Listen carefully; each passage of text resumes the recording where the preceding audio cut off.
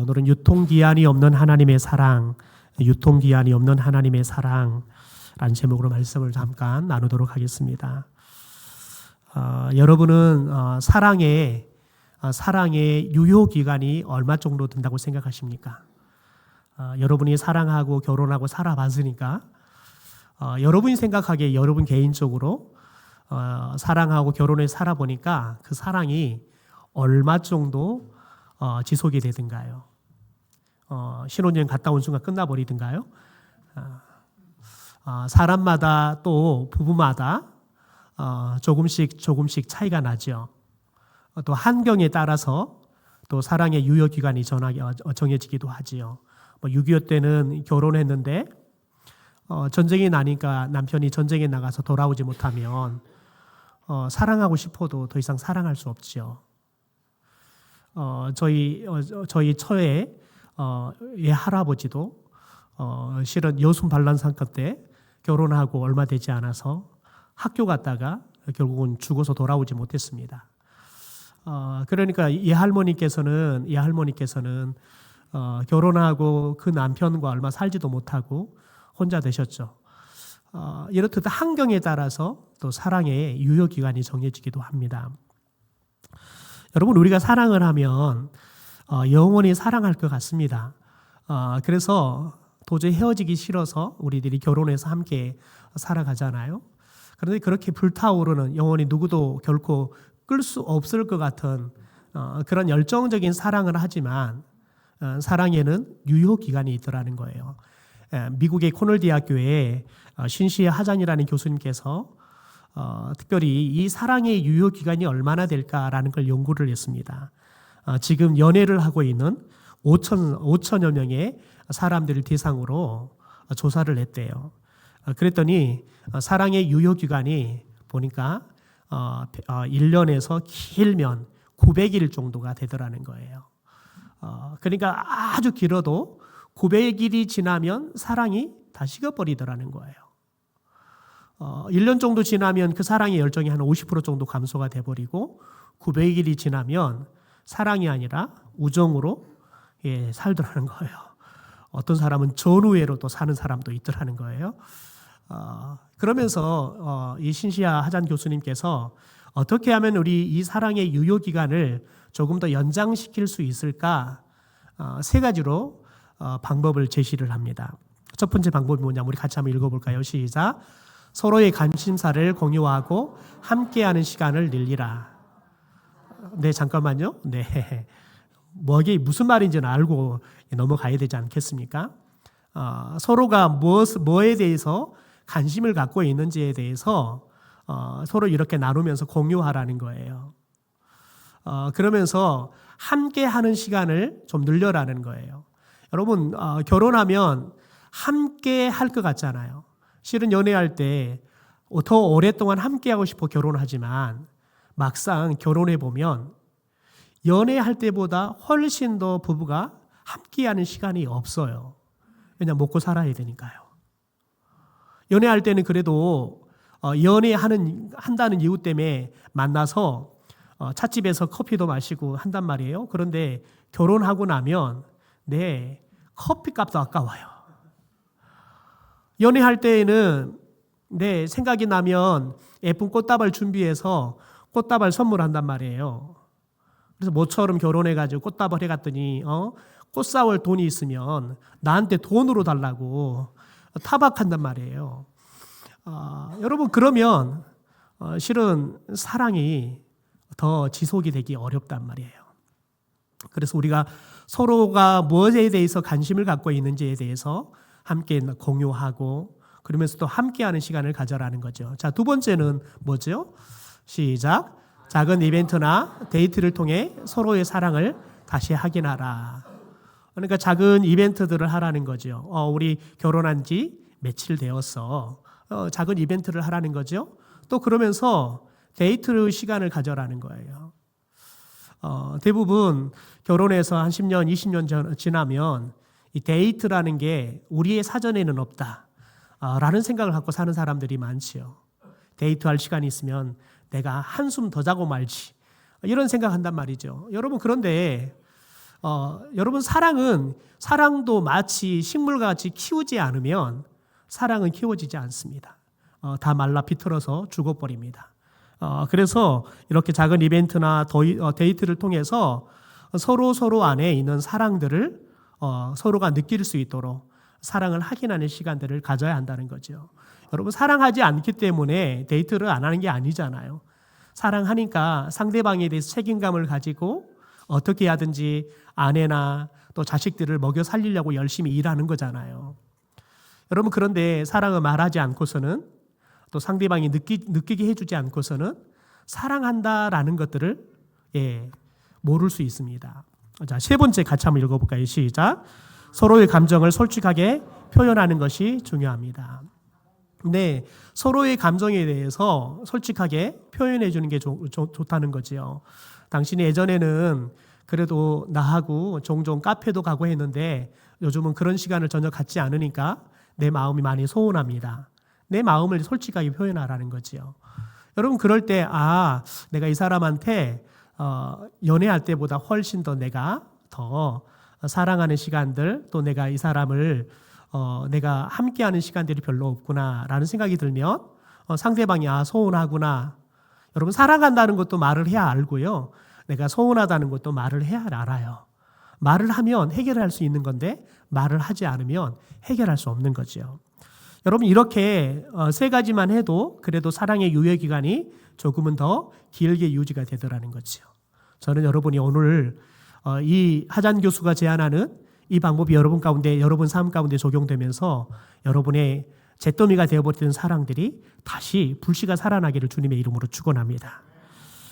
여러분 그런데 도대체 왜 사람들은 이렇게 사랑을 갈구하며 살아갈까요? 왜 사람들은 이렇게 사랑을 조금은 더 길게 더 뜨겁게 하려고 애를 쓸까요? 여러분 어린 아이들이 태어나고 자랄 때 엄마가 아이를 두고 나가려고 하면 왜 떼를 씁니까? 왜냐하면 엄마가 나를 버리고 간다고 생각하기 때문에 그렇습니다. 저는 태어나서 엄마의 사랑보다는 할머니의 사랑을 훨씬 더 많이 체감하며 살았습니다. 저희 형제가 제가 태어났을 때 6번째였습니다.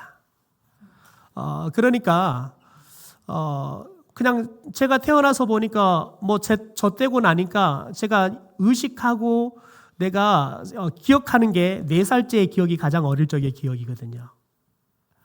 여러분 그런데 4살 때 기억하면 저는 할머니와 함께 잤고 할머니와 함께 일어났어요. 그래서 할머니에 대한 사랑들을 훨씬 더 많이 느꼈어요. 그런데 저는 어떻게 하든지 엄마의 사랑을 더 받기 위해서 실은 엄마가 보이지 않으면 그렇게 많이 울었던 것 같아요. 그런데 엄마가 저를 낳고 4년 만에 제 동생을 또 낳았어요. 근데 제가 지금 기억하기를 새벽 한 6시 정도 된 것 같은데 어머니께서 밤새내 아이를 먹고 난산을 하고 계셨어요. 그러니까 어머니께서 막 소리를 치고 난리가 아니죠. 그러니까 제가 막 울었어요. 그런데 할머니께서 저 등짝을 때리면서 이 썩을 놈아 조용히 해 그러더라고요. 근데 제가 충격이었어요. 왜냐하면 저희 할머니가 제 콧구멍에서 콧물이 나오기가 바쁘게 닦아버렸던 분이에요. 저는 콧물은 거의 흘린 적이 없고요. 하다 닦아서 진물이 흘렀어요. 할머니께서 하다 이 콧물을 어떻게 닦아버려서 여기가 헐어서 진물이 흘렀어요. 여러분 그런데 그런 할머니가 저한테 등짝을 때리면서 이 썩을 놈아 조용해. 그게 너무 충격적이었어요. 할머니에게 배신을 당한 느낌이었다고요. 근데 지금도 제가 못 잊어먹고 이렇게 할머니가 돌아가셨는데 제가 여러분한테 이르잖아요. 여러분 그런데 사람은 끊임없이 사람들에게 내가 사랑받는다는 것을 확인하고 싶어 해요. 왜냐하면 하나님이 우리를 만드실 때 여러분 우리의 마음 안에 하나님이라는 공간이 있게 만들었어요. 여러분 그런데 하나님을 뭐라고 정의하냐면 하나님은 사랑이다라고 정의를 해요. 그러니까 우리 안에 하나님이 거할 수 있는 공간이 있단 말이에요. 그런데 우리가 죄를 지어서 하나님 우리를 떠나버렸어요. 그래서 하나님이 거해야 할 공간, 하나님의 사랑이 거해야 할 공간이 비어버린 거예요. 그래서 우리는 그 비어버린 하나님의 사랑의 공간을 채워보려고 부단히 애를 쓰죠. 어떤 사람은 열심히 돈을 봅니다. 돈을 보면 사람들이 나를 인정해주면 그 인정해준 게 내가 존중받고 사랑받는다고 생각하는 거예요. 어떤 사람은 높은 권력을 갖기를 원합니다. 왜냐하면 권력을 가지면 사람들이 그 사람을 굉장히 높여주거든요. 그게 사랑이라고 생각하는 거예요. 그래서 사람은 사람 나름대로의 그 비어버린 사랑을 채우려고 부단히도 노력하지요. 여러분, 그런데 아무리 채워봐도 여러분, 그것은 하나님의 사랑이 아니고서는 채울 수가 없어요. 채우는 순간에는 여러분 기뻐요. 그런데 공허해요. 공허하다고요. 여러분, 그런데 오늘 말씀은 하나님이 우리를 사랑하셨다라고 말해요. 하나님이 우리를 사랑하는데 얼마만큼 사랑했느냐 라고 이야기를 해요. 그래서 오늘 말씀을 통해서 하나님이 우리를 사랑하셨는데 하나님은 어떤 사랑으로 우리를 사랑했는가를 간단하게 세 가지를 좀 살펴보겠습니다. 첫 번째는 같이 한번 자막을 보고 읽어볼까요? 시작. 하나님의 사랑은 모든 것을 주시는 사랑입니다. 우리 32절을 세 번역으로 같이 한번 읽어볼까요? 시작. 당신의 아들을 아끼지 않으시고 우리 모두를 위하여 내주신 분이 어찌 그 아들과 함께 모든 것을 우리에게 선물로 거저주지 않으시겠습니까? 하나님이 우리를 사랑하셔서 우리를 죄와 사망으로부터 구원해 주기 위해서 하나님의 하나뿐이 없는 아들 예수님을 이 땅에 보내셔서 우리를 대신해서 예수님이 십자가 위에서 죽게 하셨어요. 그래서 우리의 죄의 값을 대신 다 지불하신 거죠.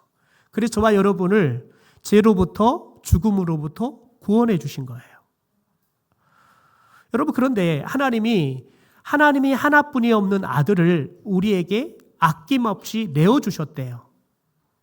여러분, 하나님이 가장 귀하게 생각하는 아들을 우리에게 아낌없이 내어주셨는데 하나님이 다른 어떤 것들을 여러분 우리에게 주지 않겠냐는 거죠. 이 말은 뭐냐면 세상에서 가장 귀한 아들을 내어주신 분이 세상에 그것보다 더 하찮은 것들을 우리에게 주신다는 거죠. 여러분, 하나님은 저와 여러분에게 모든 것들을 다 주시기를 원하십니다. 여러분, 사람들이 가장 많이 추구하는 게 뭐냐면 이게 없으면 안 된다고 생각하고 이것을 얻으려고 사람들이 정말 열심히 노력하는데 여러분, 우리는 이걸 의식주라고 이야기합니다. 살아가는 데 있어서 삶의 기반이 되는 겁니다. 먹을 것이 있는데 여러분, 우리가 누워서 쉬고 잘 집이 없다. 여러분, 이것처럼 서러운 게 어디 있어요? 여러분, 그런데 하나님께서 먹을 것, 마실 것, 입을 것, 그리고 우리가 잘 집들, 이것들을 하나님께서 우리에게 주신대요. 여러분, 그래서 전 세계 지도를 놓고 보면 여러분, 재밌는 거 뭐냐면 하나님을 믿는 나라들은 가난했다가도 잘 살아가요. 세계 선교사에 아주 재미있는 기록들이 남아 있는데요. 그 기록 중에서 우리에게 가장 가까운 우리나라와 중국에 대한 선교의 이야기들이 데이터가 있는데요. 재미있는 것은 우리나라의 경제가 살아나는데 아주 독특한 거 뭐냐면 교회가 부흥할 때 경제가 살아나더라는 거예요. 중국도 마찬가지입니다. 중국은 공산주의가 통치하는 나라 아니겠습니까? 그래서 공산주의의 최대의 적을 종교라고 생각했습니다. 그것도 기독교라고 생각했습니다. 그런데 중국이 예화가 필요했어요. 그러니까 미국 선교사나 우리나라 선교사나 전 세계에 있는 선교사들이 중국에 들어오는 것들을 막지는 않았어요. 왜냐하면 이 사람들이 오면 달러가 중국에 들어오거든요. 그런데 여러분, 특별히 북경 올림픽을 하고 난 이후에 이 중국이 경제적으로 달러가 충분히 국고에 확보가 되었어요. 그러니까 달러가 더 이상 필요치 않아요. 그럼 자꾸 국민들이 자꾸 딴 생각을 해요. 정부가 자꾸 뭘 하면 대든단 말이죠. 근데 그 원인을 정교회에서 찾았어요. 그래서 선교사들을 추방하는 일들을 했어요. 그래서 중국이 북경 올림픽을 하고 난 이후에 선교사들을 대거 추방했습니다. 우리나라 선교사들도 엄청 많은 선교사들이 추방을 당했죠. 여러분, 그런데 중국이 자기들이 그렇게 기독교를 박해하면 그 기독교가 사라질 줄 알았어요. 여러분, 그런데 지금 중국의 교회와 성도들이 우리나라의 최대 아마 20배에서 30배 정도 클 것이다 라고 예측해요. 중국은 지금도 교회를 세워놓잖아요. 그러면 2,000명, 3,000명, 5,000명 모이는 게 일도 아니에요. 그래서 중국 정부가 어떨 때는 아예 교회 건물을 그냥 정부가 명령해서 건물을 하루아침에 다 쓸어버려요. 마음이 들지 않으면 그런단 말이죠. 여러분, 그런데 그러면 교회가 없어지냐? 교회는 오히려 더 커져가요. 왜냐하면 기독교는 박해하면 박해할수록 오히려 복음의 생명력은 더 뜨거워지고 탁월해지기 때문에 그렇습니다. 여러분, 그런데 재밌는 거 뭐냐면 그런 중국이 교회가 부흥하는 만큼 중국의 경제도 부흥하더라는 거예요. 그래서 세계 선교사, 특별히 선교학자들은 중국의 경제적인 부흥이 여전히 계속해서 멈추지 않고 될 것이다. 그러면서 그 증거를 뭐라고 말하냐면 중국 교회는 폭발적인 부흥을 하고 있다. 그래서 제주도에는 비자가 필요 없거든요. 그러니까 제주도에도 중국인들을 훈련시키는 신학교가 들어와 있습니다. 그래서 제주도의 신학교 훈련을 받고 중국에 들어가서 지하교회에서 교회를 세우고 성도들을 섬기는 목회자들이 대거 나오고 있습니다. 여러분, 하나님은 우리 모두에게 필요한 모든 것들을 너무너무너무 잘 하십니다. 그래서 하나님은 우리에게 필요한 모든 것들을 다 주시는 사랑이라는 거예요. 자, 두 번째 사랑은 하나님의 사랑은 우리를 위해 간구하시는 사랑이다. 간절하게 구하는 사랑이다라고 이야기해요. 우리 34절을 같이 읽어볼까요? 시작. 누가 감히 그들을 정죄하겠습니까? 그리스도 예수는 죽으셨을 뿐만 아니라 오히려 다시 살아나셔서 하나님의 오른편에 계시며 우리를 위하여 대신 간구하여 주십니다. 예수님께서 지금 하나님의 나라에 하나님 우편에 앉으셔서 무엇을 하고 계시냐면 졸지도 주무시지도 않고 우리들을 위해서 간절히 기도하고 계신대요. 여러분, 저와 여러분이 이곳에 교회에 와 있는 거 예수님이 예수를 믿지 않는 사람들의 구원을 위해서도 기도하시고요. 예수를 믿고 구원받은 사람들을 위해서도 지금도 예수님은 쉬지 않고 기도하고 계신대요. 오늘 여러분들 중에서 우리 교회 성도들의 초대를 받아서 오신 분이 계실 겁니다. 그런데 여러분이 아이고 내 가야지 라고 생각하고 오신 것 같지만 하나님이 여러분에게 교회에 올 수 있는 마음을 주셨기 때문에 오는 겁니다. 제가 사역했던 교회 중에 세 가족이 이렇게 초대를 받아서 교회를 왔어요. 그런데 그분이 교회를 들어오시고 난 다음에 예배당을 못 들어가는 거예요.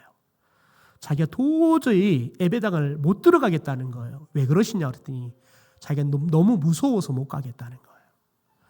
교회가 너무 무서워서 들어갈 수가 없겠다는 거예요. 그래서 교회까지 와서 교회 안에 들어갔는데 예배당을 못 들어가고 다시 집에를 가셨어요. 여러분, 하나님이 우리에게 하나님의 집에 초대해 주지 않으면 들어갈 수가 없습니다. 여러분 생각해 보십시오. 남의 집에 초대를 받아 갈 때에는 여러분 우리가 마음 편안하게 들어갈 수 있습니다. 그런데 초대받지 않았는데 남의 집에 들어가면 여러분 어때요? 자칫 도둑이라는 오해를 받을 수 있어요. 여러분, 교회는 누구나 갈 수 있는 게 아닙니다. 하나님이 들어오도록 허락하신 분만 올 수 있는 겁니다. 여러분, 저도 초등학교 2학년 때 딱 한 번 교회를 가봤거든요. 저희 동네에는 예수 믿는 사람이 아무도 없어요. 저희 집도 예수 믿는 사람이 아무도 없어요. 여러분, 그런데 초등학교 딱 한 번 갔는데 그 이후로 제가 고등학교 갈 때까지 교회를 한 번도 가본 적이 없어요. 그런데 제가 고등학교 때 교회를 다니기 시작하고 나중에 예수님을 믿고 난 다음에 어느 날 제가 어린이 사역자로 헌신할 때 하나님께서 제게 어린이 사역의 소중함에 대해서 깨닫게 하시면서 제게 어느 날 기도 가운데 환상을 통해서 너가 초등학교 2학년 때 교회 갔던 거 너가 빵 얻어먹으러 간 것 같지만 단팥빵 준다 그래서 얻어먹으러 갔거든요. 그런데 너가 빵을 얻어먹으러 갔지만 그게 아니라 내가 그때 너를 불렀다. 그러면서 하나님께서 그때 제가 한 번 가고 교회를 가지 않았는데 그럼에도 불구하고 하나님이 저를 계속해서 찾았던 사건이나 사람에 대해서 보여주기 시작했습니다. 그래서 하나님이 나를 놓치지 않고 끊임없이 사랑하시고 나를 하나님의 집으로 초대했다는 것들에 대해서 제게 여러분 한 장을 통해 보여주셨습니다. 여러분이 오늘 교회에 와 있는 것 하나님이 여러분을 사랑하셔서 여러분을 초대해서 이곳에 앉아 있는 줄 믿습니다. 하나님이 여러분을 위해서 계속해서 졸지도 않고 주무시지도 않고 여러분을 위해서 간절히 기도하셔서 그 기도 응답으로 여기에 앉아 있는 줄 믿습니다. 마지막 세 번째로 하나님의 사랑은 우리를 이기게 하시는 사랑이라는 거예요. 우리를 이기게 하시는 사랑이다. 37절의 말씀 그러나 이 모든 일에 우리를 사랑하시는 이로 말미암아 우리가 넉넉히 이기느니라. 여러분 저는 꽤 죽음을 많이 목도한 사람인데요. 임종예배를 꽤 많이 드린 목사 중에 한 사람인데요. 제가 여러분에게 한번 제가 간증한 적이 있는데 제가 가장 인상에 남았던 그리고 장례 이후에 온 집안이 예수를 믿게 되었던 장례식이 있는데요. 가까운 시에 경찰서의 형사 가장으로 은퇴하셨던 그분이 부인이 교회를 등록을 하셨어요. 그리고는 제가 등록 신방을 하려고 했더니 그분이 저희 남편이 폐암이 와가지고 지금 병원에 입원해서 치료받고 있습니다. 저희 남편을 위해서 좀 오셔서 목사님이 신방해 주시고 축복 기도해 주시면 좋겠습니다. 요청이 있어서 제가 남편이 입원한 병원으로 갔어요. 그런데 병원을 갔는데 들어가기 전에 그분께서 제게 부탁을 하는 거예요. 목사님, 혹시 저희 남편이 목사님에게 정말 목사님이 평생 들어보지 못한 정말 험악한 요구를 하실 수 있습니다. 왜냐하면 자기는 결혼하기 전에 처녀 시절에 교회를 잘 다녀서 찬양대도 했고 주일학교 교사도 했대요. 그런데 결혼하고 나니까 남편이 예수를 못 믿게 하더래요. 교회를 못 가게 하더래요. 왜냐하면 자기가 형사로 살아보는데 자기가 잡은 사람 중에서 교회 장로라고 하는 사람이 목사로 하는 사람이 얼마나 못된 짓들을 많이 하는지 그걸 너무너무 봐가지고 자기 아내가 교회를 가면 또 그렇게 못된 짓을 할 것 같아서 그런 못된 사람들이 모이는 가지 말으라고 교회를 못 가게 한 거예요. 그래도 가려고 했더니 남편이 주일이 되면 수갑을 채워가지고 못 가게 방 안에 가다 놔서 그렇게 해서 아예 교회 가는 걸 포기를 했대요. 그래 남편이 은퇴하고 70이 넘었는데 폐암이 와가지고 병원에서는 완전히 다 전이가 되어서 수술도 방법이 없습니다. 그래서 길면 6개월 살 것 같습니다. 그래서 지금 병원에 입원한 지가 3개월이 넘었다는 거예요. 그러니까 남은 시간이 3개월인 거죠. 그러면서 그분이 그러는 거예요. 자기 남편은 예수 믿은 사람들은 목사라고 하면 그냥 증오를 한다는 거예요. 그래서 목사는 이 남편이 입원하고는 처음 이제 제가 가는 거예요. 그러니까 자기 그 아내가 되시는 분은 남편이 지금까지 목사하면 어떤 반응을 보이는지 잘 알잖아요. 그러니까 저한테 사전에 예방주사를 놓는 거예요. 그래서 걱정하지 마시라고 충분히 내가 감안하고 들어가겠다고. 그래 들어갔는데 그 남편이 저를 보더니 그분이 천사 같은 얼굴을 하고 이렇게 말하는 거예요. 목사님, 저 같은 사람을 위해서 와주셔서 감사합니다. 이분이 이 죽음의 문턱 앞에서 사람이 마음이 어린아이가 된 거예요. 그래서 제가 말씀을 전해드리고 기도해드렸어요. 그리고 난 다음에 이제 그걸 기점으로 해서 매주마다 찾아가서 말씀을 나누고 기도하고 했어요. 그리고는 제가 죽기 한 달 전에 병상 세례를 베풀었어요. 예수를 믿었단 말이에요. 그런데 한 달 정도를 남기고 이 남편이 이제 의식이 없기 시작했어요. 그런데 죽기 전에 한 주 정도 남았는데 딸들이 아버지가 너무 보기 싫어서요. 왜냐하면 자랄 때 아버지가 너무 두드러 패가지고 아버지 하면 쳐다보지도 싫어요. 그래서 6개월 동안 투병하는 동안 아버지가 보기 싫어서 딸들이 오지를 않았어요. 그런데 엄마가 이제 아버지 얼마 못 살 것 같다. 괜히 너희들 아버지 안 보고 돌아가시고 나면 너희들 마음에 걸린다 그러니까 와서 아버지 좀 봤으면 좋겠다. 그래서 의사가 오늘이 고비입니다. 오늘이 고비입니다. 그러니까 딸들이 아버지가 오늘 저녁 넘기기 힘들다니까 내려온 거예요. 그런데 일주일을 하루 저녁을 넘기고 하루 쪽을 넘기고 일주일을 아버지가 죽지 않고 저녁을 넘기고 또 살고 하는 거예요. 그런데 딸들이 아무리 아버지 옆에서 24시간 떨어지지도 않고 있어요. 아버지 저예요. 한 번만 눈 뜨고 좀 봐주세요. 여러분 근데 아버지가 눈을 안 떠요. 눈을 안 뜨는 게 아니라 눈 뜰 힘이 없어서 눈을 못 뜨는 거예요. 그런데 의사가 돌아가시는 날 의사가 이제 오늘은 못 넘길 것 같습니다. 임종을 준비하시면 좋겠습니다. 혹시 목사님 오셔서 임종 예배를 드려달라고 요청하는 게 좋을 것 같습니다. 그래서 제게 연락이 와서 제가 갔어요. 그리고 제가 그분의 손을 잡고 성도님 송 목사 왔습니다. 그랬더니 그분이 눈을 뜨는 거예요. 그분이 일주일 동안 딸들이 아버지 우리다고 눈좀 뜨고 우리 좀 봐달라고 그렇게 말해도 눈을 안 뜨던 분이 제가 가지고 제 송 목사 왔습니다. 그랬더니 눈을 떠요. 그런데 제가 그분한테 부탁을 했거든요. 그런 딸들과 관계가 있다는 거 알고는 그분에게 계속해서 부탁했어요. 마지막 돌아가실 때에는 딸들하고 화해하고 돌아가십시오. 죽을 때는 아무리 힘드셔도 눈 뜨고 아내한테 또 자녀들한테 작별 인사하고 가세요. 여러분 그런데 그분이 제가 딱 가서 부르니까 눈을 떠요. 그리고는 제가 보시라고 딸들이랑 아내랑 다 있으니까 보시라고. 근데 이미 말도 못 하시고 아무것도 할 수 없는데 그분이 딸들을 보고 아내를 보고 눈물을 쭉 흘리는 거예요. 그리고 제가 마지막 임종 기도를 하니까 그분이 돌아가셨어요. 여러분 그런데 그분이 돌아가시는데 더 기가 막힌 건 뭐냐면 염을 할 때 기가 막힌 일들이 일어났어요. 집안 중에 다른 종교를 믿는 사람들이 염할 때 다 왔어요. 그런데 염을 하는데 시신을 봤는데 시신이 정말 행복한 표정을 짓고 있고 피부는 어린아이 같은 피부더래요. 그래서 염하시는 분이 아유 세상에 내가 많은 사람들을 염했는데 이렇게 얼굴이 편안하고 염하는데 어린아이 피부같이 이렇게 부들부들하고 암 앉아 있으니까 여러분 어떻게 빼짝 말랐겠지 않겠습니까? 그런데 피부가 어린아이 피부처럼 부들부들해서 자기가 염하는데 너무 편안하게 염이 된다고. 근데 그것을 보고 그 집안에 있는 다른 종교를 믿는 분들이 하나님이 진짜 살아계시구나. 그걸 알게 됐다는 거예요.